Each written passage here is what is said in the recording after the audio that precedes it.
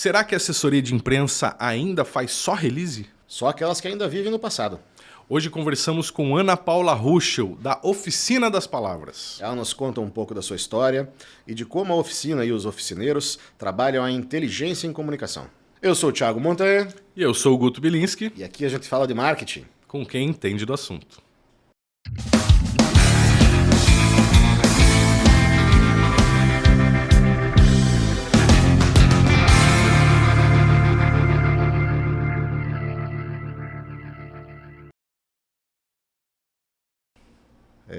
Não precisa olhar pra câmera no começo, tá? Pode falar direto. Ana? É. Não precisa olhar pra câmera pra dar oi? Dá oi então, tá bom, não tem problema. Dê oi. A hora que você quiser, Raiz. O Raiz já deixou. Já tá valendo? Muito bem, estamos aqui com ela, a mãe do Antônio. Tô muito feliz de receber essa pessoa aqui, montando. Não sei se vocês já estão vendo, vai rolar aquele rufem os tambores. Daí é com o Heinz, eu não sei como é que ele faz os cortes. Né? Muito feliz em receber essa pessoa maravilhosa aqui, que emana uma luz maravilhosa. Minha amiga Ana Paula Ruschel. Obrigada. Das palavras. Eu até vou dizer que quando me mandaram a mensagem para vir participar aqui, eu botei que honra. Temos afinidades, né? Sim. A Ana já foi minha colega de trabalho. Por algum período muito feliz das nossas vidas. Foi. Aprendi muito com ela e lembro bem desse período que a gente trabalhou junto, que é quando ela começou a empreender na empresa que ela tem hoje, que é a Oficina das Palavras, que é uma referência nacional e digo mais internacional E aquela da comunicação. aquela piadinha que você fez, você não vai fazer então? Qual delas? Da Oficina das Palavras. Eu não lembro. O que faz com a palavra? Que corta a sarifada? Assim? Era ruim. Era bem ruim, inclusive. Enfim, tá aí bombando, tá aí trabalhando com muita competência. Há quantos anos já, Ana? De oficina? É. De Oficina das Palavras, 17, mas carreira solo, né? Assim, empreendendo 18. E pra você ver como é importante isso tudo que a gente carrega junto, né? Pra gente conseguir fazer um bom negócio e empreender num bom negócio, né? Toda essa tua... Mas como é que foi teu começo, Ana? Você formou em jornalismo? Jornalismo, né? O meu começo mesmo foi como professora. Eu fui professora de inglês. Olha só. Mas vamos lá, isso é aqui ou no Rio Grande do Sul? Porque tu é gaúcha, não é? Eu sou gaúcha. Eu sou gaúcha, mas aqui já em Santa Catarina. Sabe que Mas é gaúcha da boca mole, sim? Não, né? Porque eu já sou... Não, mas eu tava esse final de semana em Tramandaí, né? Aí puxou tudo de volta, né? Puxei tudo de volta, tomei chimas, né? Churros, lá é muito churros. Não, eu sou gaúcha, né? Mas eu moro em Santa Catarina há muitos anos. Eu vim pra cá na adolescência, que o sonho de todo gaúcho é morar no litoral de Santa Catarina. Isso foi a vida do meu pai, o planejamento do meu pai. Se você for olhar no mapa do Rio Grande do Sul, o pai foi galgando. A minha família, o meu pai é de Estrela, que é uma cidade super alemã, no interior do Rio Grande do Sul. Quando eu sou natural de Passo Fundo, nunca morei lá, mas a cidade que nós morávamos era Sananduva. É que não me surpreende eles quererem vir pro litoral de Santa Catarina, né? Estranharia se fosse, meu sonho é morar em Torres. Sabe que a gente até Aquele vento frio, gostoso na praia. Eu fui pra Mandaí, que lugar mais lindo. Eu passei o final de semana, peguei sol ainda, né? Pena que é frio. Muito frio. Então, por isso que era o sonho do pai. E aí, depois, a gente foi subindo o mapa, morei no oeste de Santa Catarina, caí aqui. Então, toda a minha vida mais adulta foi nessa região, né? Então, eu fui professora de inglês, até fiquei na dúvida na época o que faria. Acabei fazendo o vestibular para jornalismo e continuei na faculdade de jornalismo dando aula. Na Univale, né? Na Univale. Fiz Univale, eu morava em Itajaí. Eu cheguei a fazer UFSC, mas assim, na UFSC eu passei para outra coisa. Graças a Deus eu não fui. Eu passei para engenharia de alimentos. Eu não teria sobrevivido 6 meses. Com meu cérebro para número. Nada. Graças a Deus eu não fiz. Eu passei e aí o destino quis que eu desse uma escorregada para o jornalismo. E aí no final da faculdade de jornalismo eu pensei, bom, preciso ter experiência. Eu era só teacher. Então eu comecei a fazer estágio. E a TV nunca foi meu sonho, TV. Nunca. Eu tinha um bloqueio grande. TV me chamou, então fui pra TV Univale, estavam abrindo, depois fiz estágio. Pode falar marca aqui? Claro. Daí fiz estágio, o SBT precisava de estagiária, daí eu no final da faculdade, eu morava em Floripa para fazer estágio e fazia a faculdade de Itajaí. E aí, quando eu me formei, cheguei a abrir uma agência com uma grande amiga minha, ela tem até hoje, a Luciana Haug, só que a gente não conhecia nada. Mas uma agência de assessoria de imprensa. Por quê? Porque quando eu cheguei na faculdade, eu pensei, cara, é isso que eu quero ter uma agência. Sempre quis ter uma agência. E na época eu pensava, não, vai ser de publicidade, porque eu vou fazer jornalismo, depois eu vou emendar com publicidade, eu vou ter uma agência. Você já fez aquelas primeiras matérias, são meio que comuns dos Não, cursos, não, né? não, porque... Não, naquela época nem tinha isso, né? Naquela época não tinha nem computador. Era tudo a máquina de escrever. Aí eu pensei nisso, mas aí eu descobri a assessoria de imprensa na faculdade, é isso que eu quero. Só que eu precisava de experiência, de abrir uma agência de assessoria que não foi legal pra mim, porque faltava a base do dia a dia, e resolvi voltar para o mercado de trabalho. Parei com essa minha amiga até hoje, né? A gente até troca figurinha. E aí me voltei para o mercado de trabalho para ter experiência. E apareceu TV de novo. Nesse interim fiz alguns intercâmbios, que eu tenho pé também na estrada. E aí quando eu estava fazendo... Essa alma meio cigana, né? Pois é, sabe que esses dias um conhecido falou, te desafio, eu me mudei mais que tu. Eu comecei... Quantas casas eu já morei na minha vida? Deu 25. Nossa Senhora. E eu achei que eu era bom nisso. Não, Guto, as tuas questões são outras. Ai, Guto. desculpa. Não, 25 casas. Sair de casa, Guto, Mas- é diferente.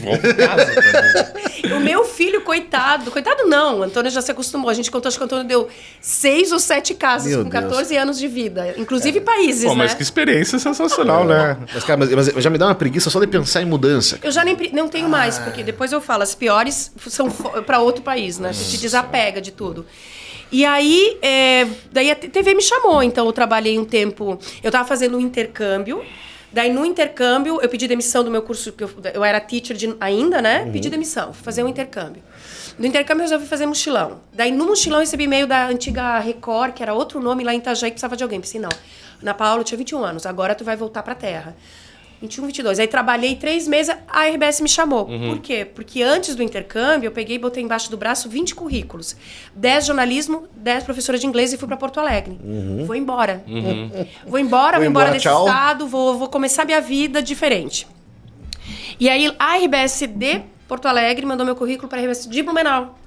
Daí eu vim parar em Blumenau. Olha Até só. então eu morava em Itajaí com a minha mãe, com meu mãe e com meu pai. Tu tavas loirinha naquela época? Não, eu não era aquela loira do Tchan ainda, né? Aí, quando eu cheguei na TV, que eu comecei a clarear... E fiquei Mas você já helicóptero. conhecia Blumenau? Não vai... Já amava Blumenau. Coincidentemente, minha avó, que não é daqui, meu tio, moravam aqui por um período. Então, um período eu fiquei na casa deles. E minha irmã, o primeiro casamento dela, ela morou aqui. Então, eu já tinha gente aqui e eu amava Blumenau. É que eu imaginei que quando chegou o currículo lá, olharam foto e falaram, isso aqui vai lá pros alemãozinhos lá. Aí mandaram pra Blumenau. Não, acho que nem tinha foto, sei lá. E aí você começou na RBS Aí já comecei na RBS aqui, já com a cara na TV. já com a cara na TV. Eu já comecei fazendo o Bom Dia Santa Catarina, que carinhosamente eu chamava de Bom Dia Vietnã. Mas já apresentando bancada? Apresentando bancada. Ô, louco, Ana. dia, Novinha né? pra caramba. Novinha. Muito erro, muito ruim. Mas você muito devia medonha. apresentar muito bem, devia Não chamar sei, atenção. Né? não sei. Sei que eu tava lá. Muito E aí, competente no vídeo. Mas eu não te conheci com 20 anos, então não... Também não, nem queira, meu acho que eu nem Deus. tinha nascido ainda. Ah, coisa total. Total. E aí eu fiz o Bom Dia Santa Catarina, daí a pessoa a vaga da Miriam Rosa. Miriam maravilhosa. Meu Deus, como eu amo aquela mulher. E aí deu... Quem fazia o Jornal do Almoço, acho que era a Roberta Dietrich, que engravidou. Eu não lembro. Eu lembro que daí logo depois eu tava no Jornal do Almoço. E a Mas minha... fazendo os dois? Fazendo os dois. Fazia de manhã e ao meio-dia. E o ruim pra mim, porque assim, ó, meu problema não é acordar cedo, mas tão cedo, de começar às 5h15 da manhã, era um pouquinho puxado. E aí logo, quando a Roberta voltou de licença maternidade, ela falou, Ana, eu prefiro o Bom Dia. E eu falei, graças a Deus, eu prefiro o Jornal do Almoço. Eu prefiro dormir. Não, pelo menos dormir até às 7, né? Eu tenho uma dificuldade, né? Admiro o Pancho e a Gi. Meu Deus do céu. Jesus do céu. Mas a Gi, ela não faz sem reclamar, sabe? Ah, é? Mas adoro a Gi. Meu Deus, é uma querida. Mas, né, o acordar cedo puxada ainda essa não tá vida. numa vibe Poucas boa pra pessoas ela. amam. A Adri Kraus ama. Ama. Hoje em dia ela acorda pra malhar. A gente tem um amigo que é o Belmiro Avancini que... Ricardo Deus do céu. Ruas, meu sócio, ele faz academia às 6, eu acho. Ele acorda todo dia 5h15, 5h30, porque gosta. Ai, por favor, né, gente? Não Eu consigo. tinha um quadro aqui no jornal, né? Tinha. Eu vim por 2 meses. Por 2 meses, umas 2 vezes, né? No dessas jornal? 2 vezes, Não, eu acordo cedo, com Não, meu e filho faz detalhe, aula de né? manhã, É uma né? vez por semana. Era uma vez Ai, por não. Foi semana. o suficiente pra eu não Guto. querer mais. Era uma vez por semana. Não, eu cara, acho que vai ter que acordar às ele 5 veio da umas manhã. 3 vezes seguida, daí começou a faltar Inchado? 2. Não, Inchado aham. sempre. Ó, nossa amizade na Mas, TVL... mas inchado ele tá sempre. Nossa né? amizade na TVL solidificou. Porque às vezes eu ligava pro Guto, tipo, 9 da manhã. Ô, Guto, tu vem? Ô, Guto... Mas eram outras épocas, né, Ana? Sim, agora, Eu né? era um jovem muito irresponsável, né? E isso mudou. Eu não posso rir. Pode, Mas enfim. pode.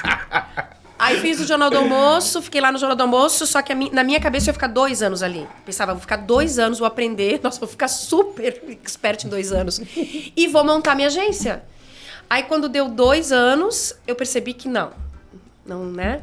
E aí eu me inscrevi num MBA, que a TV pagou metade, daí eu tinha que ficar mais 1 ano. Legal. Né? E aí eu pensei, não, eu vou aproveitar para aprender aqui. Na Fundação Getúlio Vargas, né? É, logo que abriu, as aulas eram lá na Beira Rio, já em marketing, não jornalismo. Já em marketing. Já em marketing.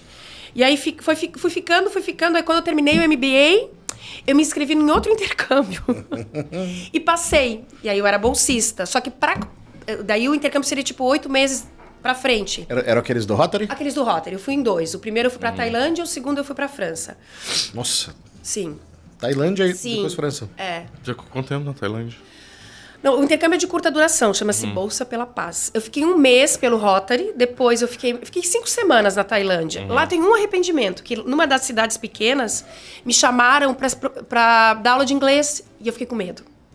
Porque era uma cidade do interior, eu tinha o quê? Meus 20 anos, talvez. Eu me arrependo muito. Ah, mas realmente foi prudente, né? É, mas hoje eu penso, que experiência. Mas aí, assim, era muito longe. Naquela época não tinha internet como tem hoje.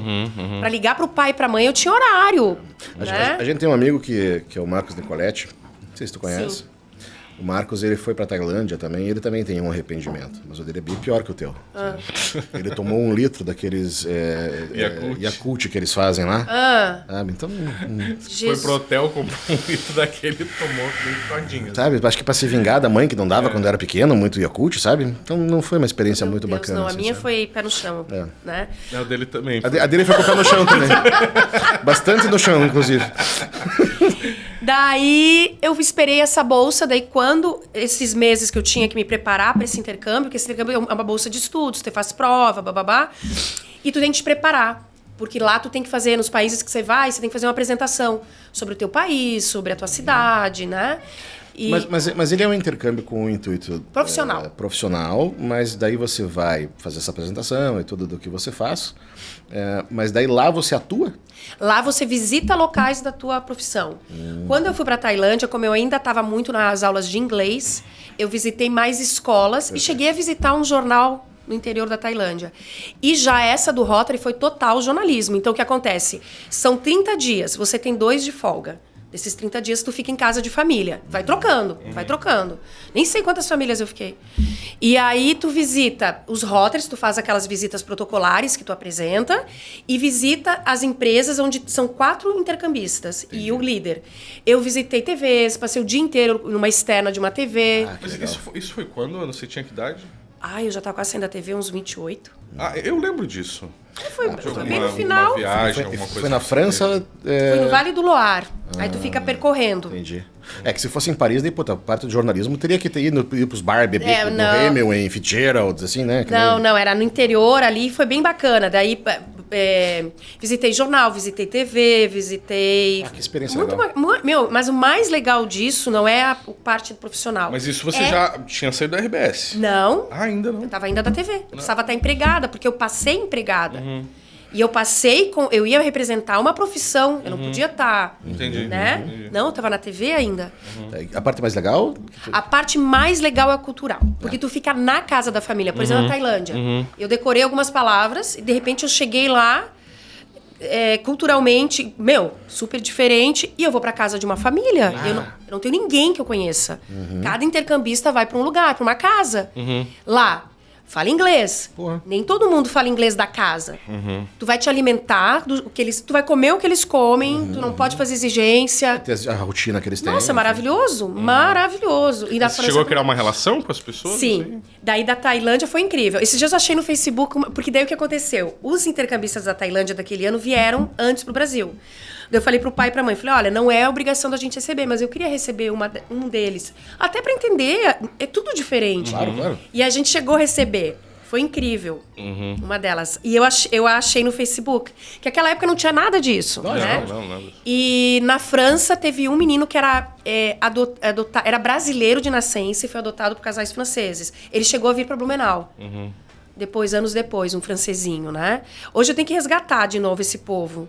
Muito bacana. Muito uma experiência incrível, né? Aí lá eu já comecei, nesse período pré-viagem, eu já comecei a pensar, Ana Paula, se tu não sair agora da TV, tu vai acomodar. E aí, quando eu saí, eu já saí com a cabeça, vou voltar e vou pedir demissão. Quando eu cheguei de viagem, já vim com a minha carta. Falei, tô saindo. Primeiro dia, tô indo embora. Vou cumprir aviso prévio, tô indo embora. Por que eu pensei? Daí depois eu viajei uma semaninha lá, né? Pensei, meu Deus, tô aqui eu sozinha, não falo os idiomas, né? O francês fala, né? Falava mais ou menos, mas falava. Aí resolvi visitar a Itália. O Papa morreu, eu não consegui ir pra Roma, nada. Aí fui pra Milão. Meu Deus, tô aqui sozinha, num país que eu não conheço, numa língua... Tá, tu entende. Por que eu não vou empreender, gente? No meu país, na minha cidade... Aí, assim, saiu a ideia. Então já saiu a ideia, veio de lá com essa ideia de já ter vou embora. Aquele teu antigo sonho de ter tua agência. Porque o que eu tava, na época eu tava com 28, 29 anos. E é verdade, tu vai te acomodando com a idade. Sim. Tu vai te acomodando. Porque já demorou pra eu sair dessa já deu, eu amava a TV, amava, não tinha nenhum problema lá dentro. Nenhum. Só que eu não me imaginava fazendo nada ali. Eu não sei, daí pode ser uma percepção equivocada minha, mas muitas pessoas que ficam muito tempo na TV, elas também não conseguem mais sair um pouco por causa do ego, né? E o ego nunca me moveu, nunca. Isso era uma coisa que eu tinha na cabeça. E ego, eu sempre dizia assim, pra quem perguntava, eu dizia, ego não paga aluguel. Ego não paga tal coisa. Claro, hoje tem um influenciador digital, mas, né? Sim. E aí eu saí, tinha uma reserva financeira e comecei a trabalhar. Botei a cara e a coragem. Aí um agradecimento que eu tenho ao Rotary muito grande é que, aproveitando que eu tinha essa ligação de intercambista, virei rotariana. E me dediquei naqueles primeiros meses sem emprego. Certo. Porque senão eu ia ficar louca dentro de casa. Sim. Né? Ia ficar louca. Daí comecei a me envolver com muita coisa e comecei a ir pra rua. E naturalmente fazendo network, né? Mas então, nesse meio tempo já tava forjando a Oficina das Palavras. Tava, mas eu não saí. Não era a Oficina das Palavras. Tava forjando, eu saí. A Oficina das Palavras surgiu um ano depois. Ah, tá. Por quê? Porque daí eu saí e aí comecei a me apresentar. Dentro da oficina eu não fui estratégica. Dentro da oficina não, dentro da TV. Quando eu saí que eu comecei a me apresentar para o mercado. E aí os trabalhos foram surgindo. Eu ia visitando, olha, tô começando um negócio. Errei muito, aquela coisa toda. Deu 6 meses eu percebi que eu precisava de um suporte de alguém do meu lado que fosse bom internamente. Eu era boa para fora. Perfeito. Um administrativo. Não. Uma técnica, assim. Um produtor mesmo de conteúdo, um gestor de conteúdo, tá? Porque eu era boa comercialmente, eu era boa de relação. E eu ficava deprimida quando eu tinha que estar dentro de casa produzindo texto, fazendo... Detestava. Entendi. Daí comecei a namorar a ideia com o Ricardo Ruas, que é meu sócio até hoje. Que o Rick já era meu amigo, irmão de longa data. E ele também passou pela RBS, não também passou? A gente se conheceu, não na RBS. A gente se conheceu em pauta, em reportagens, fora, assim como eu conheci a Adri Kraus, não na RBS. Eu trabalhava na Record e o Rick na Univale. E aí, um dia, numa inauguração, lá em Balneário Camboriú, a gente teve um acesso de riso, porque o prédio estava sendo inaugurado com uma goteira incrível. E me deu um acesso de... Olhei pra ele olhou pra mim e já começou a rir. Eu não parava de rir. Pensei, Jesus, né? Jesus, eu tô numa inauguração... Que idiota, eu vou abrir uma empresa com ele. Não, e aí a gente começou... Não, escuta. Daí a gente se encontrou em pauta. Deu 3 meses eu dentro da TV já... Quem era o Caras Novas, que era o programa de trainee? Ricardo Ruas, que ia me acompanhar. Eu falei, não acredito. Ele e a Camille Magalhães. E aí ali eu vi que o Ricardo era muito bom em produção. O Ricardo é organizado, é o complemento, é o fechamento. Né? E aí o Rick ficou com medo de sair dos empregos que ele tinha. Que na época ele estava no Santa e na Rádio Univale. Eu falei, Rick, vamos. Ele disse, porque eu não tinha nada pra propor, eu tinha um sonho. Sim. E aí teve lá uma situação que vou falar mesmo. Fica à vontade. Que aí o Santa queria que ele fosse exclusivo do Santa. E ele tinha 2 empregos e ele falou que não seria exclusivo. Daí ele foi desligado do Santa. No momento que ele foi desligado do Santa, tipo, 1 minuto depois ele me ligou. Tu não vai acreditar. Rindo. Acabei de ser demitido. Daí eu falei, jura? E aí, tá de pé a ideia? Eu falei, super tá. Acho que uns 8, 9 meses. Aquele dia ele veio pra Blumenau. E ali começamos o nome. Ali surgiu a Oficina das Palavras. Ah, que legal. Ali nasceu a oficina. Que legal. Mas essa questão da exclusividade, a RBS já usava fazia um tempo, né? Sim. Até quando tu falou agora que ele trabalhava no Santa e na Rádio Univale, rolou um estreamento. Muito. A gente tinha que manter... Não sei como é que é hoje, né? Eu acredito que mas continua, tá? A gente tinha que... Eu dentro do escritório da oficina, eu não tenho exclusividade. Ninguém tem exclusividade. Ninguém tem. Claro, não pode ter uma atividade que vá né, concorrer à oficina. Claro. E se por um acaso vier um trabalho que é um trabalho que a oficina vai fazer, a pessoa é comissionada. Ela não precisa nem trabalhar, mas ela é comissionada. Se ela vendeu a ideia, se ela trouxe o cliente, ela é comissionada. Perfeito. Entendeu? E assim, ó, hoje tem, por exemplo, a Lili Machado, que tá lá em Portugal. A Lili trabalha com outras coisas. Não quero gente exclusiva, eu quero gente feliz. Sim. Não tem essa. Foi-se o tempo. Perfeitamente. Foi-se o tempo. Tanto é que a gente estava até conversando no primeiro episódio ali com o Romeu e com a Beta, que eles estão com todo mundo quase em home office, por exemplo. A oficina não tem mais sede. Eu não tenho mais escritório físico. Tá. Acabou? Não sabia disso, não. Acabou. Sim. Sensacional. Eu alugo um coworking uma vez por mês. Mas para tu ter uma base, digamos, né? Na verdade, o pessoal matar a saudade, né? Pra aquela fofoca, aquela cuca, aquele café que eles sentem falta. Né? Mas eu não tenho mais. Acabou. Mas é isso mesmo. Principalmente nessa área de comunicação e tal, eu vejo que é um caminho, não digo sem volta, mas que eu não vejo motivos de você ter esse retorno obrigatório para uma presencial. Cara, vocês mesmos atendem clientes fora há quanto tempo já? Já. Quantos clientes que talvez vocês tenham que tu nunca teve uma reunião presencial? Tem uns que eu não conheço até hoje. Os de Portugal eu não conheço. Exato. Então por que diabos a equipe tem que estar todo mundo junto, né? E assim, ó, nós profissionais de comunicação, nós temos um pensar diferente, né? A gente é muito de não ter amarras, né? Por mais que a gente tenha que se organizar.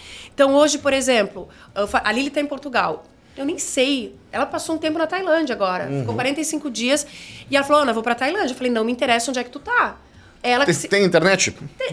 Pra ela era ruim o fuso horário. Coitada, ela trabalhava de madrugada. A Júlia Panis, a Ju, quando ela começou a trabalhar na oficina, falou, não sei. Porque a Ju foi bem nômade. Ela ficou no mundo 5 anos. E voltou agora pro Brasil. Ela falou, Ana, não sei quanto tempo eu vou ficar no Brasil. Eu falei, não me interessa. Ela veio pra Blumenau. Não se adaptou a Blumenau, ela tá morando em Floripa. E assim, às vezes eu vejo no Instagram deles, fulano tá no Rio. Meu Deus, a Dani tá no Rio Grande do Sul. Eu nem sabia. Sim. Nem sei. Não me interessa, eles estão produzindo e estão felizes. A Bini, que trabalhou conosco, tinha 2 filhos, coisa melhor. A Camila acabou de ter filho. Tu tá trabalhando com teu filho pequeno, tu tá ali produzindo, mas a tua mãe pode estar cuidando do teu filho aqui do lado. Lógico, ai, gente. Lógico, exatamente. Ana, e como é que foi esse começo com o Rick ali na construção da empresa? E eu me lembro mais ou menos dessa época, assim, que a impressão que eu tenho é que vocês já começaram com o hype lá em cima, sabe? Essa é a impressão que eu tive na época. Foi assim? Como é que foi? É porque desde que a oficina nasceu, ela nasceu uma empresa profissional. Não era um quebra-galho. A gente nunca pensou naquilo como um bico. Aquilo era a realização do sonho que a gente tinha. E qual era o meu sonho quando eu abri? Eu queria ser referência em Santa Catarina para que as empresas daqui olhassem para uma agência de comunicação, no caso de jornalismo, né? Num nível de qualidade de São Paulo. Porque o que era a realidade? Tinha grandes profissionais aqui, que eu admiro. Né? Tive a oportunidade de encontrar com a Marli Rudinick. Não sei se tu lembra dela. Lembro. A Marli era uma assessora... agora ela tá morando em Portugal. Ela era uma assessora de imprensa na minha época de TV, que eu admirava. E tive a oportunidade de encontrar com ela em Portugal, em Braga, e dizer isso na cara dela. Legal. Olha, te admiro demais. Pra mim, você era a profissional que... né? Então, a gente tinha grandes profissionais, mas as grandes empresas buscavam lá em São Paulo, no Rio. Claro que lá eles têm contatos. Mas, poxa, quem entende da realidade? Tu falava, Ricardo, vamos fazer isso. Então, quando a oficina nasceu, ela já nasceu com missão, visão, valores, o que a gente queria. Eu não queria um bico. E o Ricardo era o cara dos processos. Então, o Ricardo criou processos dentro da oficina pra gente já mostrar, claro, errando, né? A gente erra. Mostrar pro mercado, não, a gente vai entregar pra vocês qualidade e seriedade. Então, foi por isso que a oficina cresceu, sabe, Guto? A gente teve clientes que a gente começou com um contratinho pequeno, se matou pra mostrar pros caras, dá uma chance de eu fazer um trabalho nacional. Tem muita coisa em comunicação que não é uma ciência exata, né? Até a gente costuma falar, até lá na produtora, muita coisa é teste, né? Total. A gente deveria testar mais também, sabe? Vamos testar, vamos ver se dá certo. Então é difícil até às vezes para o cliente entender isso, que faz parte do processo você fazer um teste, uma campanha, ou seja o que for, e talvez aquilo não ter o resultado que você esperava. Mas com certeza aquilo vai te dar resposta para muitas outras coisas que você não tinha, né? A nossa ida para pautas nacionais foi teste e foram clientes que embarcaram com a gente nessa oportunidade. Pra gente começar a entender, é possível emplacar daqui de Santa Catarina com grandes veículos nacionais, né? Então, por isso que eu digo, eu acho que a oficina chegou onde chegou. E onde ela chegou? Até eu vou fazer meu comercial. Lógico. Ontem saiu um ranking. Outra coisa. A oficina, ela sempre buscou profissionais onde a gente não compreendia. Então, assim, desde o começo eu tive um financeiro, um administrativo. Porque meu cérebro com número, ele dá um nó. Mas eu sabia que eu precisava não só de uma contabilidade, né? E o ano passado, que foi um ano pós-pandêmico, a gente tava assim, tipo, pra onde eu vou? Tava desanimada em Portugal, tava bem desanimada com a profissão. Sabe quando você pensa, cara, a gente contratou um consultor. O Eric, agora ele voltou também para o Brasil. Eu o conheci fazendo uma cotação para uma agência de São Paulo. E aí eu perguntei, onde é que tu mora? Que ele falou, o DDD dele. Moro em Londres. Eu falei, nossa, a gente é vizinho. Otimista, né? Eu moro em Portugal. Vamos conversar. Daí a gente se conheceu quando eu fui viajar, né? Fui para Londres, a gente conhecia aquela coisa. Quase nem gosto de conversar, né? E aí eu falei... E menos de viajar, então? Menos de viajar. Levei o Antônio junto. Nem gosto de viajar. Pergunta pra mim, qual é o item que tu mais gosta no teu guarda-roupa? É minha mala. E aí o Eric, ele me contou que ele trabalhava para essa agência e ele estava fazendo uma reestruturação dessa agência de São Paulo. Eu pensei, opa. Legal. Eu falei, tu pode fazer para outras agências? Eu não sou exclusivo. Eu sou um consultor. Quanto tu cobra para fazer isso na oficina? Eu preciso de uma nova visão. Então, há mais de um ano, esse cara tá dentro do escritório. Com uma visão de grandes agências em processos que a gente pensava, tu erra. E assim, eu percebi que a oficina estava com processos tão atrasados. E o Eric nos estimulou para olhar para o grande mercado e participar de prêmios e criar projetos para prêmios. Nós nos inscrevemos num ranking nacional. A oficina saiu nesse ranking nacional. A gente tinha que entregar faturamento, aquela coisa, todo o nosso balanço. Sim. Entramos num ranking de 2.000 empresas. E agora, por votação, a gente foi eleito. Nós somos as 5 finalistas do Brasil, a única de Santa Catarina. Que bacana. Sensacional. Foi ontem que saiu. E agora a gente vai para São Paulo, final do mês. Eu não tenho a expectativa de estar recebendo algo, né? Porque são grandes agências, grandes mesmo, que vão estar lá. Só o fato de estar entre os 5 E assim, se tu for ver o nome dos profissionais e das agências, só agência grande. Então, assim, por quê? Porque a oficina sempre teve a meta. Eu vou chegar dentro desse ranking de grandes empresas, mas para isso eu preciso ter esse tipo de cliente, esse tipo de resultado.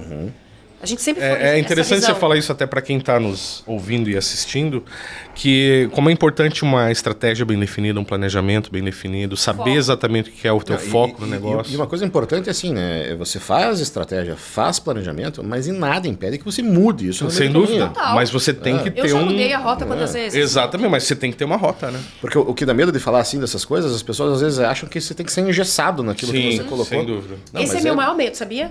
Quando eu trouxe o Eric, que eu conversei com o Eric, falei, Rick, assim, assado, a gente tá virando uma empresa cocota. A gente tá engessado. Tudo bem que a gente tá cocota, né? Eu falei, Rick, olhando assim, ó, faz isso, faz isso. Tá chato trabalhar aqui na oficina. A gente precisa de olhar de fora. E você, às vezes, dentro do seu negócio, eu hoje não sei mais o processo. Porque eu não tô mais no dia a dia do processo. E talvez até esse falta de tempo da gente se atualizar em muita coisa. E assim, ó, o time da oficina é maravilhoso. Maravilhoso. Eu sou uma pessoa de sorte. Só que eles estão no dia a dia, gente. Tem dias que eles falam... Na nossa empresa, a gente passou pela mesma situação. A gente contratou um consultor e ali você vê o quanto a gente não sabe nada. Porque tu precisa, Guto, do olhar de fora. É a mãe que diz pra ti, né? Ô, filho, não faz isso, faz assado. Exatamente. Tu precisa disso. E um outro exemplo disso, quando eu voltei... Depois eu falo de Portugal, mas quando eu vou de trás pra frente, né? A gente vai fazer assim agora. Estamos entendendo. Quando a gente não entender, a gente dá... Opa, dá um toque. Quando eu tava para voltar, eu pensei, agora eu vou voltar e vou ressignificar a minha carreira. Porque lá muita coisa aconteceu. E eu queria alguma coisa em marketing. Porque a minha despedida de Portugal foi o Web Summit Lisboa. E aí, ali no Web Summit, eu percebi que eu queria ter me atualizado mais em marketing e comunicação e era tudo muito inovação, startup. Ok, maravilhoso. Só que eu pensava assim, ó, tá, onde é que eu aplico isso na minha empresa? Que é uma empresa pequena, né? Para os padrões, eu sou pequena, Onde é que eu aplico isso? Daí eu falei, Rick, a gente tem que pensar em algo de aplicabilidade para o nosso dia a dia. Aí quando eu voltei, eu comecei a falar, Rick, a gente tem que fazer alguma coisa. E o Rick, eu também quero. O Ricardo tava assim, sangue no olho. Eu quero em marketing, mas eu não quero palestra. E o Rick tá fazendo, para lazer dele e sorte minha, um técnico em gastronomia, 2 anos. Tá cozinhando maravilhosamente bem. Me chamou uma vez para comer, na festa da oficina, aquele danado. Fica só ali. Ele falou, eu quero gastronomia, porque eu fui numa... O Rick contando, ele foi numa palestra, dessas aulas show de gastronomia, que ele fala... Sabe quando o storytelling não tá legal, da pessoa que tá cozinhando, produzindo conteúdo? Ele falou, Ana, pô, a gente entende tanto de storytelling, dava para alinhar, né? Aliar. Aí, assistindo aquele filme O Menu, que eu não gostei, eu não sei se vocês viram. Tá, eu não gostei. Já vou dizer pra vocês, eu acho que eu não sou cult. Tá em streaming, né? Tá. Mas eu não O Menu. Mas me recorde com quem que é mesmo? Ai, eu sou péssima pra isso. Mas a história é o seguinte, ó, não vou dar o final, claro. Um grande chefe de cozinha, grande, tipo bababã, chama um grupo seleto de pessoas para um menu especial, numa ilha. Depois tem que ver. Tá. Eu detestei. Tá. As pessoas cult gostaram. Entendi. Mas o que era legal? Porque daí quando ele vai apresentar o prato, ele faz assim, ele pum, e ele fala sobre o prato. Eu pensei, gente, o cara fala sobre o prato, tem uma historinha do prato. Uma historinha do prato. Então ficou na minha cabeça. Pode ser um caminho. A chefe Nana Oliveira, da Nana Hamburgueria, me chamou pra conversar, porque a gente é amiga, porque eu já trabalhei pra ela lá no passado, não na hamburgueria, eu trabalhei numa empresa têxtil que ela teve. E sempre admirei a trajetória deles. Um dia ela me chama pra conversar, quando eu tava em Portugal, a gente trocou uma ideia, né?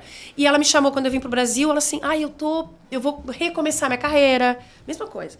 Eu vou recomeçar minha carreira num novo formato. Tu faz permuta? Eu falei, não. Falei, peraí. Nana, espera... Não, que é a sincronia, né? Liguei pro Rick. Rick do céu, tu não acredita. Bom, surgiu o marketing à la carte, que é um novo produto da oficina, que a gente fez o quê? Nós criamos um storytelling nesse primeiro formato de marketing, no marketing digital, 4 etapas do marketing digital, aliadas com um cardápio que a Nana elaborou. Então, assim, ó, atração. Aí a gente convidou 14 pessoas para conhecerem o produto. Enquanto eu e o Rick, a gente ia falando, a Nana vinha trazendo um prato que tinha tudo a ver com aquele conteúdo e nós pedimos para as pessoas o que você viu na atração desse prato com o marketing digital. E a Nana criou um cardápio. Porra, mas muito legal. Com harmonização de vinho, inclusive. E no final... Aí vou falar nessa, depois o Ricardo me mata que eu vou entregar a surpresa. Que era o encantamento, né? O pós-venda. Como é que a gente seria o pós-venda? Vinha uma sobremesa da Nana que já era um sorvete com bacon, não sei o que lá. E tinha um macarrão com QR Code. A pessoa botava o QR Code ali. Ali tinha todo o conteúdo que ele viu no jantar e uma receita exclusiva da Nana. Que sensacional. E a ideia desse produto é RH à la carte. A empresa nos contrata para falar de RH. Eu vejo com a pessoa de RH, crio todo o roteiro. A Nana cria o cardápio e a gente vai falar com CEOs, com o nível de gerência, sobre um conteúdo que não vai ser palestra, não vai ser aquela coisa chata. Vendas à la carte. Então, assim, ó... Muito legal. E aí, o que acontece? E esse produto, ele foi pensado... Só um instantinho, né? É que você falou bacon. Bem contente. E aí, esse produto a gente pensou também para criar prêmio. Janequine. Cauã. Cauã. Esse produto a gente já pensou para criar prêmio, para escrever em prêmio. Então, Muito assim, legal. tudo tá alinhado. Realmente. É uma estratégia comercial? É uma estratégia institucional, ele já tá inscrito no prêmio. A gente correu, porque quando a gente viu, o Eric falou, gente, vocês podem inscrever nesse prêmio aqui, nacional, vocês têm 30 dias para botar isso no... Pra fazer, ter o resultado e inscrever. Jesus, eu acho que eu nunca corri tanto na minha vida. Em 30 dias estava inscrito. Pra sair o resultado em novembro. Ou seja, é estratégia. Eu tenho um amigo meu, Ana, que a gente até vai falar com ele, mas vai ter que ser pela TV, Gutão, que é o Marco Pupo. Vou fazer rapidinho um resumo só dele só pra ele entender, tá? Marco foi meu amigo de 1º e 2º grau. Quando a gente foi fazer faculdade, eu fui pra direita e ele foi pra publicidade. E o Marco, depois de se formar, ele foi redator das principais agências de Curitiba, prêmios, etc. Foi para São Paulo, para as principais de São Paulo, e foi para Grey, New York. E daí ficou lá um tempo. Aliás, se eu não me engano, ele foi quase sem falar inglês para ser redator, tá? Olha! E daí ficou um tempo lá e agora ele montou uma agência em Nova York. Jesus, me dá o contato dele. Quero Esse Nova é o cara, York. pensa num cara fora da curva. O cara foi redator sem falar inglês. Ele tem Precisa de um redator aqui, é. vamos chamar alguém que não fala inglês. Pense o bicho, né? O nível, né? Ele tem a Atlantic New York, tá? Ele montou ele e o antigo dupla dele, que é o Coutinho, um português. Eles montaram a Atlantic New York. E é engraçado porque a agência é num barco. Que fica ali é o Hudson ali? Acho que é o Hudson. Não dá pra dizer nem que é um home office. Não, é um barco, é um boat office. E daí eles fazem ali e tudo mais. E daí eu me lembro muito bem que quando ele estava em Curitiba ainda, eu estava com a rádio numa primeira passagem aqui em Blumenau entre 2008 e 2011. E daí, nessa situação de você ter um produto para tentar inscrever para prêmios, né? Eles criaram um spot para rádio que era fantástico, mas que eles não conseguiram encaixar no portfólio da agência. Só que eles precisavam veicular. Né? Então ele me pediu se eu não tinha algum cliente que a gente pudesse encaixar, etc. E era um spot que, eu não me lembro direitinho dele, mas era fantástico assim, a ideia, porque falava de produtos de eletrodomésticos, assim, e era meio que com um liquidificador. E ele ia misturando, depois começava a misturar a locução e fazia o barulho do final do liquidificador. Sensacional. Cara, assim, entregava tudo em 30 segundos, absurdamente, assim, sabe? A gente veiculou e tudo mais, e eles premiaram com o spot depois. É estratégia. É super bacana. Mas que ideia legal esse negócio da Nana ali, cara. Foi muito legal. E assim, o networking que surge a partir desses encontros foi fantástico. A gente fez uma edição. Agora, daqui a uns 2 meses, vai ter uma para 32 empresários. Né? Ainda vai ser marketing, mas a gente já está com o produto no mercado. Já fiz uma reunião pedindo... Uma empresa pediu vendas à la carte. Que legal. E assim, é bacana porque fica uma coisa super intimista. Eu convidei um profissional que eu sempre admirei da área cultural, e ele falou assim, vocês conseguiram unir comunicação e um conceito. O conceito, hoje as pessoas não querem mais o coletivo. A gente está querendo exclusividade nas nossas relações, nos nossos eventos. Tu vai numa palestra, é super legal. Mas a palestra... Eu tenho uma dificuldade com palestra, porque eu sou muito muito ativa. Então, assim, eu sou daquela que se não tá legal, em 5 segundos a pessoa me perdeu. Eu já tô, ou no celular, já tô pensando, ovo, banana, vou comprar macarrão. Me perde. Completamente também. Mesma Perde coisa. total, é dificílimo pra mim. O exercício do Web Lisboa, do Web Summit, pra mim, foi até frustrante pra mim. Porque eu tive muita dificuldade. Eu chegava... Ai, eu vou adorar essa palestra. Ai, que saco. Ana, como que tá, talvez mudando um pouquinho de assunto, na prática, algumas coisas funcionam de maneiras um pouco diferentes. Mas, assim, quais são as dores dos teus clientes hoje? O que você percebe, principalmente com essa mudança tecnológica? Hoje tem inteligência artificial, que está me irritando, me incomodando muito. Eu me divirto. Eu não consegui ainda me entender com isso. Eu uso também, mas... Sabe que... Até, desculpa interromper, Gutão, mas eu fui advogado, eu ainda sou advogado, filiado, etc., mas eu não atuo mais, né? Mas ainda tem uma causa ou outra, assim, que ainda ficou, que de vez em quando eu dou uma olhada, porque é coisa de amigo, né? Então eu dou uma olhadinha no processo, uma coisa assim, faço uma petiçãozinha ou outra. E eu, depois, como eu parei de advogar faz 3 anos, o ChatGPT estava muito no comecinho quando eu parei, né? Então ninguém estava utilizando ainda, né? Cara, Guto, é uma maravilha para muita coisa. Não, sem dúvida, discurso, sem dúvida. Tem que fazer discurso. Você pega, por exemplo, você tem que fazer uma das respostas que você faz numa petição é a contestação. Né? Você vai contestar aquilo que foi colocado na petição inicial. Normalmente você faz o resumo da lida, o resumo do processo. Cara, eu pegava os argumentos da inicial, né? Copiava, Ctrl+C, jogava no ChatGPT, resuma para mim. Então, obviamente você dá uma conferida, etc. Claro. Mas, cara, é muito bem escrito. Mas é para isso mesmo, tá? Não, então, é uma ferramenta maravilhosa. Ela só é... Sabe o que eu digo? Mas é que assim, deixa eu só tentar concluir o que eu estava falando aqui. Então a gente já passou por um momento, uma mudança na tecnologia da informação, principalmente na comunicação entre as pessoas mesmo. WhatsApp, Instagram, Facebook, tudo isso. Já deu um nó na cabeça de muita gente que até hoje vide pandemia, né? As pessoas não conseguiam se relacionar pelo WhatsApp. Então a gente já passou por esse momento. Aí agora vem esse despejo de inteligência artificial na nossa cabeça, eu digo na nossa de todo mundo, né? Como é que o cliente está lidando com isso e quais são as dores hoje que eles te procuram para, sei lá, solucionar algum problema ou para... Bom, as dores do cliente são as dores de todos nós, né? Para onde ir nesse mercado todo? Então, eu vejo que tanto as agências quanto os clientes têm dificuldade de entender como usar tudo isso a favor do seu produto, do seu serviço. Por quê? Porque o consumidor está mudando muito. Até hoje eu estava aqui conversando com os teus meninos aqui, qual é o público de vocês? Porque eles estavam nas redes sociais, né? Ano passado tu ia me dizer que é Instagram. Tu sabe lidar. Agora, cara, o público de vocês, ele falou, tá no TikTok. Olha como é difícil. Essa é a dor do cliente. Acompanhar a velocidade dessa mudança da comunicação. E nós, enquanto agência, é a mesma coisa. Então, assim, ó, eu acho que a oficina agora, né, mais recentemente, entende o seu papel de fato. Por quê? Quando começou a mídia digital, a gente começou a fazer mídia digital também. Só que todo mundo estava fazendo. Quem sou eu nesse balaio todo? Agora tá todo mundo falando inteligência artificial. Quem sou eu nesse balaio todo? Então, o que a gente vê que é a dor do cliente onde a oficina entra? Planejamento. Estratégia na comunicação. Porque não adianta tu falar em Instagram, LinkedIn, TikTok, inteligência artificial, se tu não fez o teu serviço aqui. Então, assim, ó, hoje as empresas nos procuram.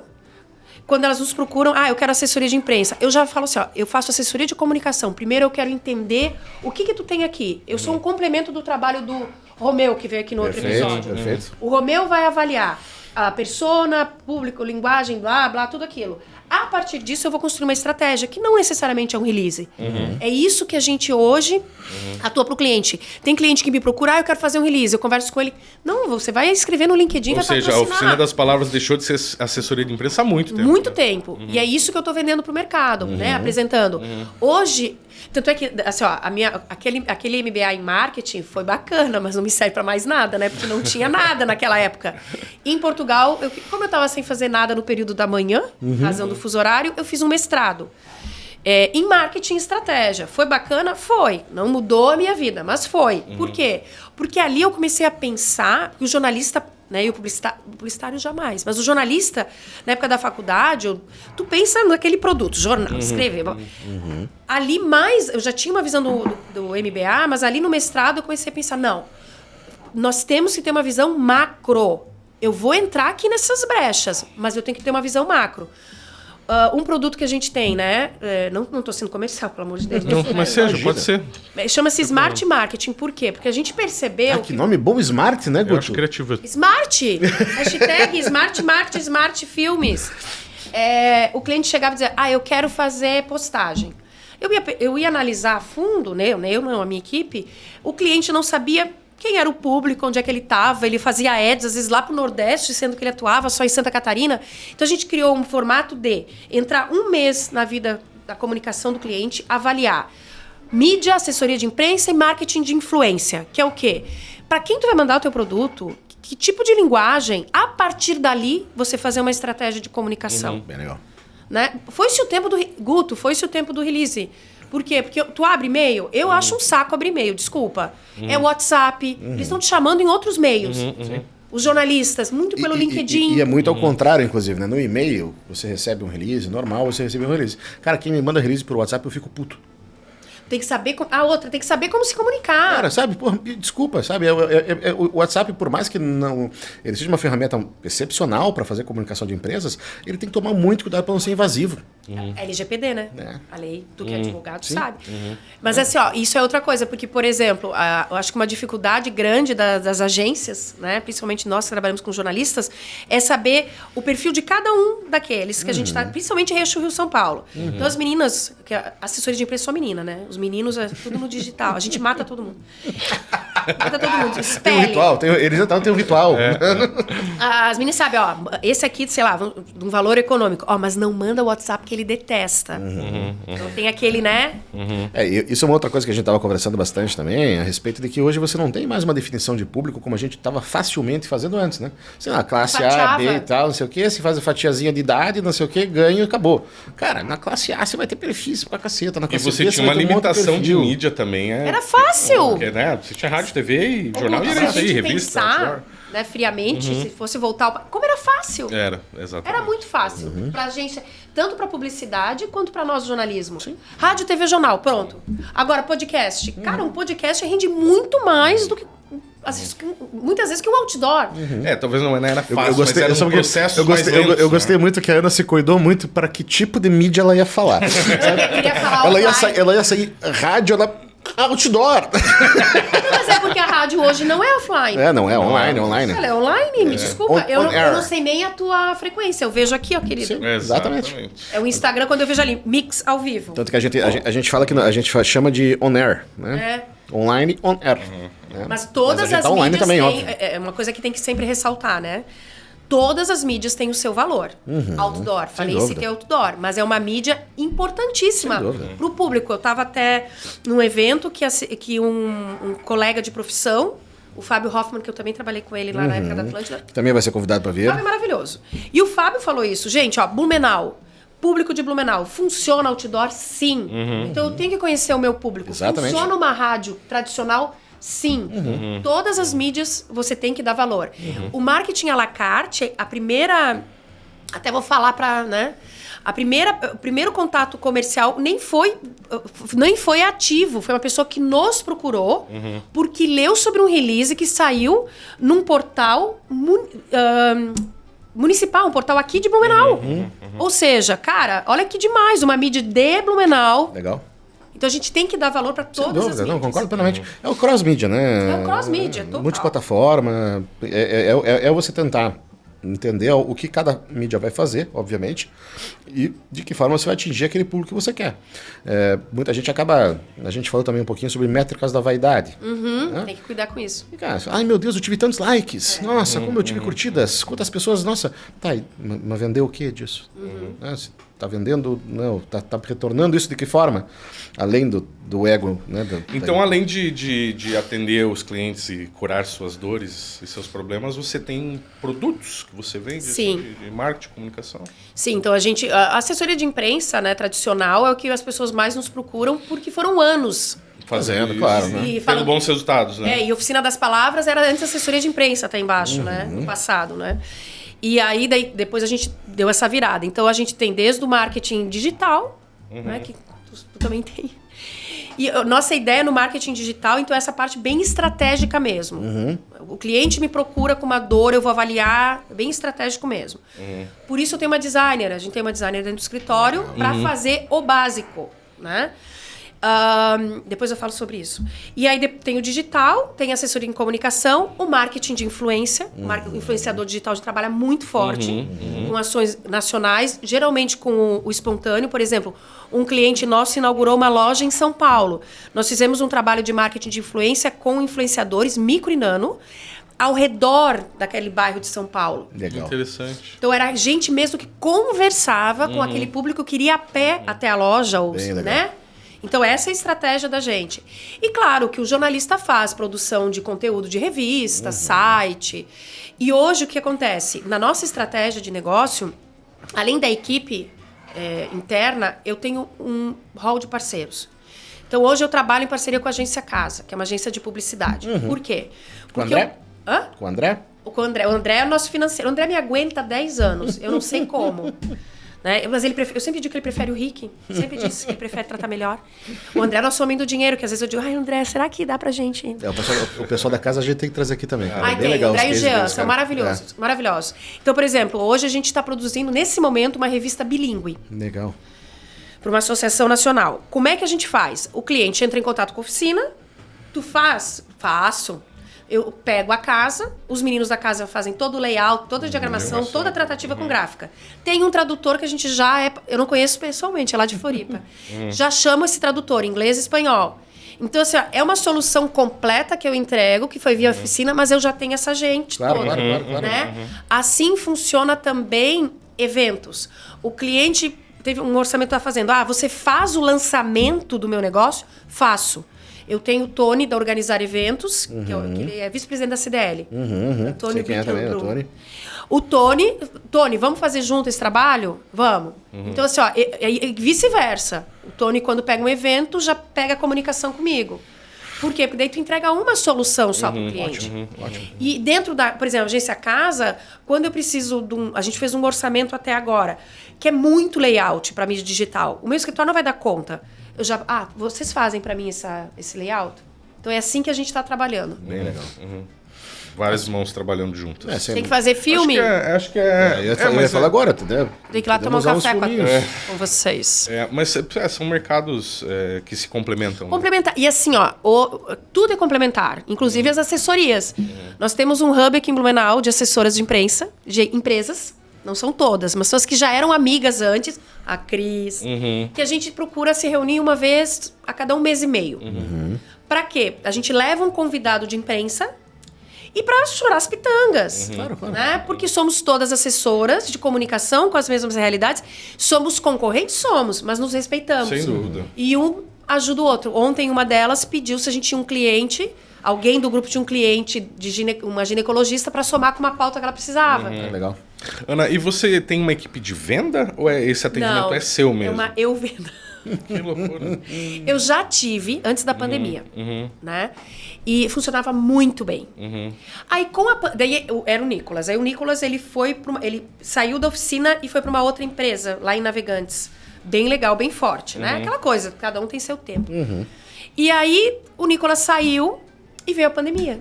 Aí a nossa venda foi online, completamente online, estratégia online.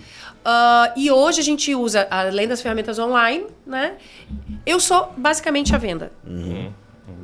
E você nota ainda aquela resistência do cliente em entender e diferenciar gasto de investimento? Total. Tanto é que, hoje, claro, já são 18 anos, né? Eu já pergunto quando me pedem um orçamento. Você vai fechar esse seu orçamento por preço? Quando ele fala, eu tô cotando com outras empresas. Se for por preço... Eu não sou uma empresa cara. Mas eu sei que se for por preço eu não vou ganhar e nem quero. Quem quer preço não quer qualidade. Exatamente. Né?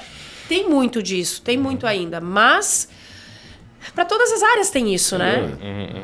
Mas é uma dificuldade que eu acho que cabe a todos nós que trabalhamos de comunicação de lutar contra isso, entendeu? Porque não é uma coisa mensurável, palpável o nosso serviço. Exatamente. É difícil, né, Guto? Exatamente. Então, assim, claro, eu acho que eu poderia estar com valores bem acima, mas eu também estou no mercado de Santa Catarina. Exatamente. Eu não posso achar, eu vou fazer valores... Eu acho que não existe orçamento mais questionado do que o orçamento de comunicação. É impressionante. Muito. E eu sempre digo, olha, e eu defendo o seguinte, eu não vendo um produto, eu vendo o serviço de uma equipe. Porque todo o serviço lá de dentro, pelo menos 3 pessoas estão envolvidas. Porque é o atendimento, ou o assessor, ou o social media, daí às vezes tem o designer e a orientação de um editor. Poxa, eu tô te vendendo uma equipe. Para entregar uma solução completa. Uma solução. Eu não tô te vendendo um release. Exatamente. É que realmente eu acho que ainda devem procurar bastante por esse passado tão atrelado a uma assessoria de imprensa, né? Mas a pessoa não entende o que precisa para fazer aquilo, né? Então cabe também um diálogo um pouco mais aberto sobre quais são os processos, por que custa tanto, né? E de que forma que isso acontece. Mas é difícil, porque as pessoas elas querem olhar e falar, não, mas eu vou gastar tanto para fazer isso. Nossa. Ana, e esse processo da assessoria de imprensa para comunicação, né? Foi uma transição natural ou você chegou a fazer um rebranding, alguma coisa assim? Não, a gente fez um rebranding. Né? A gente fez assim, primeiro que contou com ajuda externa, como eu te falei, desde sempre, acho que há uns 11 anos, a gente tem a Janaína Manfredini. Ela lá no passado era coach. Não é mais coach, ela é gestora de carreira. A Jana nos acompanha há 11 anos. Então, assim, quando a gente... Ela também fez um rebranding, então? Ela fez um rebranding de tudo, inclusive da minha vida, porque a Jana é aquela... Mas eu digo que ela era coach, né? Agora ela também fez para ela mesma um rebranding. Porque ela era muito mais do que isso. Ela é muito mais do que isso. E aí, quando a gente percebeu, Guto, que a gente tava... Tu começa a perceber, tu deve ter essa inquietação, vocês empreendedores. Então, a Jana nos ajudou. Primeiro, o processo não adianta eu fazer da boca para fora. Dentro da equipe. Como é que a gente vai ouvir a nossa equipe? Como é que nós vamos nos posicionar e vamos atuar?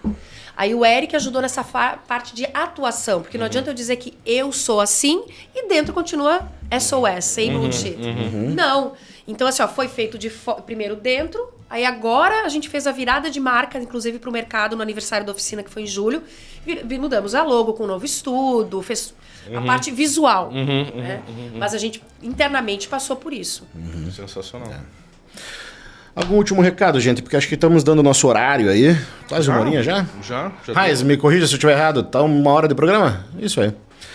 Ana, passa rápido, né? É isso que eu te falar. Claro. O que mais que tu quiser falar, claro. Não, só Portugal. Portugal foi um grande ensinamento para mim, enquanto profissional, e para a empresa. Você ficou quanto tempo lá? Quase 4 anos. Bastante tempo. Bastante tempo. Fiquei bastante tempo lá. Que cidade você ficou?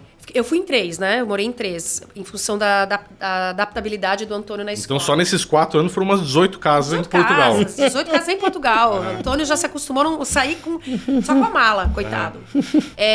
Eu fui para Guimarães, que o meu ex-marido foi chamado para trabalhar em Guimarães, que é o berço têxtil português.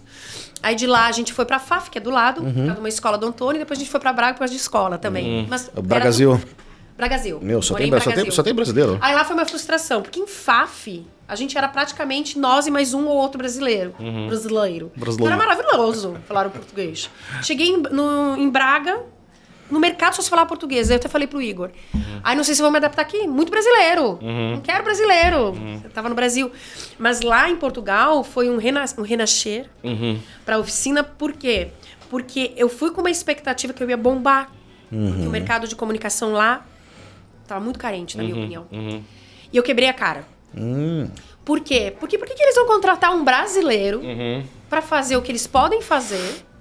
sem escrever o português de Portugal, que é diferente, sem falar o português de Portugal. Então, daí depois veio a pandemia, aquela coisa toda. Então, ali eu me frustrei. E eu tentei entrar no mercado com preço. Não, vou entrar por preço. E aí eu pegava clientes pequenos que não entendiam de comunicação. Foi um estresse. Eu falei, não quero mais isso. Então, a gente descobriu um nicho. A Lili ainda tá lá, né? Que é o quê? Ou brasileiros que queiram se comunicar com o mercado português, inclusive um advogado, é nosso cliente, que tá bombando, ou portugueses que queiram se comunicar com o mercado brasileiro. Agora a gente está com uma startup que teve um aporte de 12 milhões de reais, olha só. Ela já é forte em Portugal e queria se comunicar no mercado brasileiro. E nos contratou para atuar no Brasil. Perfeito. Aí deu, porque daí... super certo. Aí tu casou tudo, com certeza. E aí eles têm visão de marketing, eles vão investir, sabe? Mas essa tua estadia lá não te prejudicou um pouquinho as vendas aqui, o tete-a-tete? É assim, ó, eu não sei se prejudicou, né? Mas agora tá bem melhor que eu voltei. Mas aqui também a gente teve... É difícil mensurar isso porque teve o período da pandemia. Bom, nesse tempo lá, você tava em período de pandemia, né? 2 anos você tava lá. Mas eu trabalhei direto, só que daí eu trabalhava pro Brasil e lá eu me movimentei bastante em agências de publicidade, fiz parte de grupo de mulheres empreendedoras, sabe? Aquela coisa. Mas assim, a minha volta foi bem melhor. Pro meu negócio voltar, estar no Brasil, porque eu gosto de rua, né, gente? Aprendeu a fazer um pastel do Belém? Não cozinho, mas meu filho vai cozinhar. O Antônio vai fazer gastronomia. Aprendi a fazer arroz de tomates, ficou maravilhoso. Sopa verde, caldo verde. Ai, adoro caldo verde. Aprendi a fazer... Qual é aquele creme que vai 8 ovos, que eu adoro? Ai, não vou lembrar o nome dele. Eu esqueci também. Eu sei qual é. Baba de camelo. Baba de camelo. Baba do camelo. Que lá no norte é baba do camelo. Aprendi 8 ovos. Maravilhoso. Enfim. Mas e uma das coisas que eu vi, né, estudando um pouquinho a tua vida, foi essa questão da escolinha que o Antônio ficou ali em FAF, né? Maravilhosa, ele salvou. Porque assim, é um assunto que eu gosto muito, porque o Guto tem a Alice com 4 anos, né? Eu tenho a Cecília com 3. E ambos a gente estudou um pouquinho sobre educação livre, né? Enfim, eu sei que, por exemplo, uma das escolas que eu sempre gostei de estudar um pouquinho e ver é a Escola da Ponte, lá de Portugal. Referência se espelhava na Escola da Ponte. Bem legal. Bom, o Antônio, a gente foi para Guimarães e ele não se adaptou à escola. Hoje o Antônio tem 14 anos, né? Mas ele não se adaptou. Foram muitas mudanças na vidinha dele, né? Imagina, mudar de país. Sem dúvida. Aí a gente chegou em maio, a escola só era em setembro. Mamãe, que esse pessoal fala estranho. Eu, no mestrado, eu tinha dificuldade de entender os professores falando rápido. Eu fiz mestrado em Portugal também. Né? Onde? Eu fiz na UAL, que é a Universidade Autônoma de Lisboa. Ah, foi em Lisboa. Eu não sei se fez mesmo. Eu acho que era Miguel. Ficava lá, Pastel de Belém, né? E aí o Antônio... Eu ia pros bar, né, Guto? Que nem fiz na faculdade. Vou dar um tempo do Brasil. Vamos estudar em Portugal. Eu ia pros bar, que nem fiz na faculdade. Jogava truco. Pagou pra jogar truco Montei uma atlética lá. Ia pras tascas. E o Antônio não se adaptou ao ensino, não se adaptou à escola. A escola era... O ensino lá, eles são bem rígidos, os professores. E o Antônio sempre disse, meu filho... Eu sempre quis morar fora, né? Sempre, desde sempre. Eu dizia pro Igor... Se eu não morar fora, eu vou morrer e vou voltar pra te assombrar. E Portugal foi um achado, assim, caiu porque eu achei que eu ia pro Canadá, que a gente já estava atendendo clientes no Canadá. Sim. Né? E aí, daí o Antônio não se adaptou a essa escola, foi bem difícil a adaptação, daí teve a pandemia, foi um horror. E aí uma amiga minha portuguesa falou, Ana, tem uma escola que está surgindo em Faf, os pais gerem essa escola. Que legal. São 14 famílias. Na época, conosco, seriam 14 famílias. Falei, como assim? É uma escola que segue a linha da Ponte, Escola da Ponte, o Waldorf, Democrático, blá, blá, blá, não tem ensalamento. Aí, IFAF era do lado de Guimarães, tipo, sei lá, 10 quilômetros, vai? Pra nós, um bairro. Pra eles é distância. Distância. E aí a gente foi conhecer. No dia que eu fui conhecer, tinha o coordenador, coincidentemente, era brasileiro, só. Olha só. Ele nos abriu a escola na pandemia pra gente conhecer. Quando eu fui conhecer a escola, imagina, uma árvore gigante. Não tinha sala.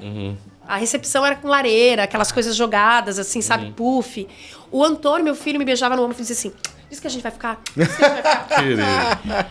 Daí eu pensei, mas será? Como é que assim não tem aula? Como é que não tem prova? Como é que não tem prova? Não tem avaliação. Eu dei segurina. Não tem prova. Blá. Daí eu fui animada e voltei receosa. É porque é uma desconstrução pra gente mesmo. Pra minha mente, Daquele nosso modelo de escola. Né, e modelo de escola ainda meio que industrial militarista, né? Que você faz, hino, se cobre, se tem sinal. Né? Tem que ter prova. Aí. Depois dessa visita, eu fiquei com medo. Daí o meu filho, né, e o pai, o Igor, animadaços. Eu falei, não, então já vamos tentar. Se ele perder um ano escolar, ele vai crescer enquanto ser humano, porque ele estava com pânico da pandemia, ele estava trancado dentro de casa. E como essa escola eram 14 famílias, na pandemia ela abriu. Perfeito. As cestas, para vocês terem ideia, era aula de floresta. Botava lá botina, fazia um lanche, piquenique, ele fez um cajado. E passava um dia no mato. Que legal. Um dia no mato. E aí, assim, eram crianças a partir dos 3 anos de idade até a idade, acho que até os 13, 14. Ao todo, 21 crianças só.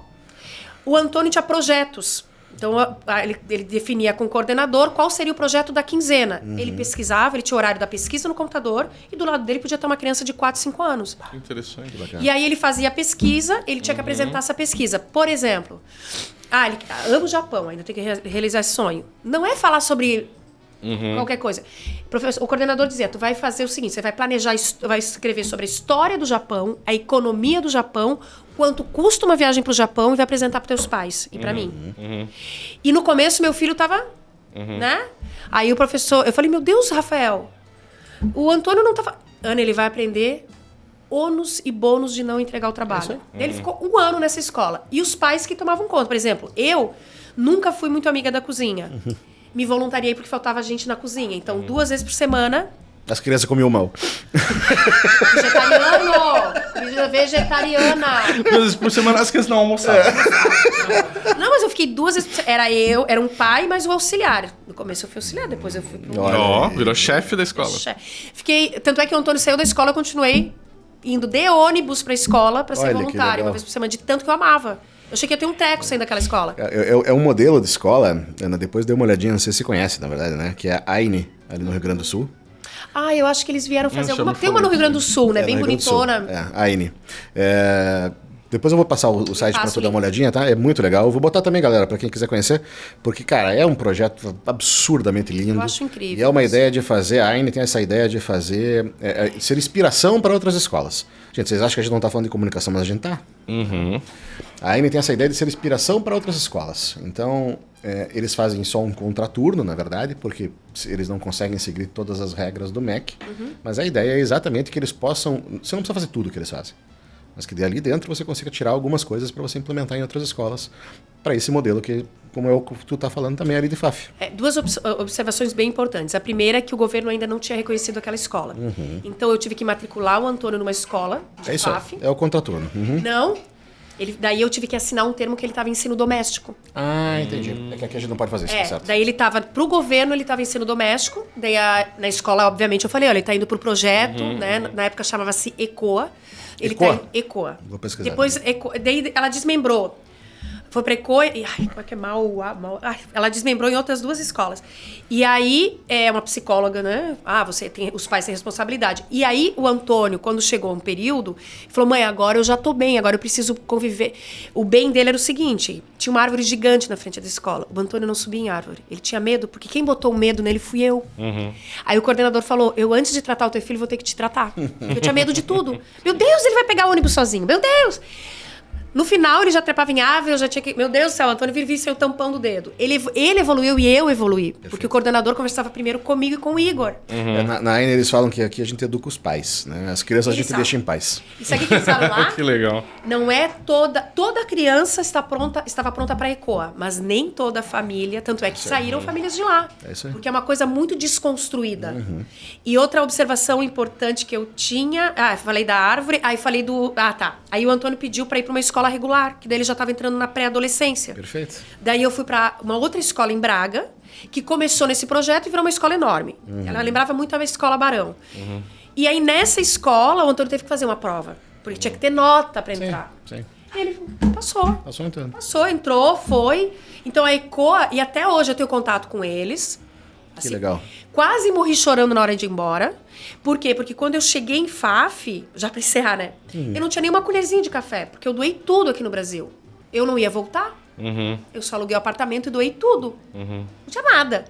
Em Guimarães eu tinha alugado, né? Mobilado. Ele era mobilado, um T2, né? Quando eu cheguei em FAF, não tinha nada. Tava organizando a casa, veio uma carrinha. Todas as famílias se uniram e nos emprestaram ou doaram tudo. Ô, louco. Da louça à cama. Me arrepiei. Aí eu comecei a chorar, pensei, gente, onde é que eu tô? Sabe que eles falaram? Você agora tá dentro da nossa comunidade. Que coisa legal. Até me dá... Quando eu fui embora de Portugal, eu falei pra ele, tanto é que agora eu vou visitá-los, né? Eu falei, gente, eu nunca vi disso assim, sabe? E foi um acolhimento do meu filho estar num país estrangeiro e ele falar, mãe, posso dormir na casa do fulano? Mãe, minha casa via cheia. Que legal, cara. Sabe? Então, assim, ó, essa comunidade, além de escolar, é pra minha vida. Total. E eles, pra vocês que são pais de crianças menores, eles educam, eles se preocupam com o ser humano. É isso aí. E assim, ó, o Antônio, meu filho, ele saiu de lá, o Antônio voltou pro Brasil uma outra pessoa. Primeiro, mais independente, entendendo até as questões financeiras, sabe? Tu não precisa ter um baita carro para ser reconhecido. Valeu demais. A minha filha Cecília, ela tá numa escolinha aqui em Blumenau que é a Ser Brincante. E daí com inspiração também em todas essas escolas, etc. E que agora conseguiu credenciamento junto à prefeitura, etc. Então tá super legal, sabe? Ela adora ir pra lá, ela chama de quintal, que todos chamam de quintal. Mas é muito bacaninha. E assim, é aquela coisa, a criança se desenvolve, gente. Eu gosto muito dessa máxima que eles usam lá na AINA, que é a gente educa os pais, as crianças a gente deixa em paz. Que a gente vem com muita marra, sabe? Mas... E assim, ó, eu tenho que me policiar, porque antes eu pensava, meu Deus, se o Antônio não tirar nota boa... Eu penso, gente, eu era uma aluna mediana, eu era uma aluna boa, porque eu não podia pegar exame, meu pai era brabo. Mas o que adiantou tudo isso? Não foi isso que me deu... Né? Ana, a gente vai montar uma escola aqui. Pessoal... Ana, rapidinho, futuro da oficina, como é que vai ser? O que estamos esperando aí para os próximos anos? Olha, eu nem sei da oficina, eu sei o meu, posso falar? O que eu imagino pro meu futuro? Primeiro que eu não posso parar de estudar, né? Porque essa mente analógica. Eu imagino pro meu futuro, eu não vou estar fixa, eu estou em Blumenau provisoriamente, porque meu filho... assim o quis, né, nesse momento.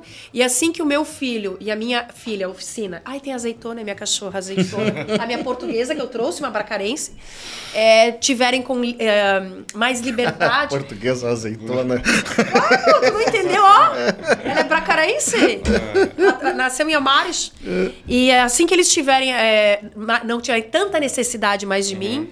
Eu vou cair no mundo de novo, vou buscar mais conhecimento, eu nunca vou parar. Maravilha, é isso aí. Ana, obrigado demais gente, pela tua obrigada, presença. muito bom. Muito mais sucesso pra você. Obrigada. A gente já falou, né? Você é uma figura inspiradora pra muita gente, Imagina. talvez você não sabe disso. É verdade. É difícil. Obrigado por vir aqui no Tem que ter educação, tem que ter escola. Aliás, Mas como a Montanha falou, isso também é comunicar, isso também é... Porque a gente está educando. Esse aí, ó, rapidinho, é a comunicação. Os pais dessas escolas Sem de dúvida. comunicação não violenta. Nós estamos ensinando os nossos filhos. Não, sem Não, dúvida. e experiência é Se- comunicar, né? E se conseguir passar isso de uma maneira, numa escala maior, a gente muda todos os tipos de comunicação que existe hoje. Sabe? Então faz parte também, sim. Gente, muito obrigada mesmo, A tá? gente Um que beijo, agradece. então. Um beijo pro Ricardo Ruas, que me aguenta, não sei como. Mesmo. Eu também não. Não sei!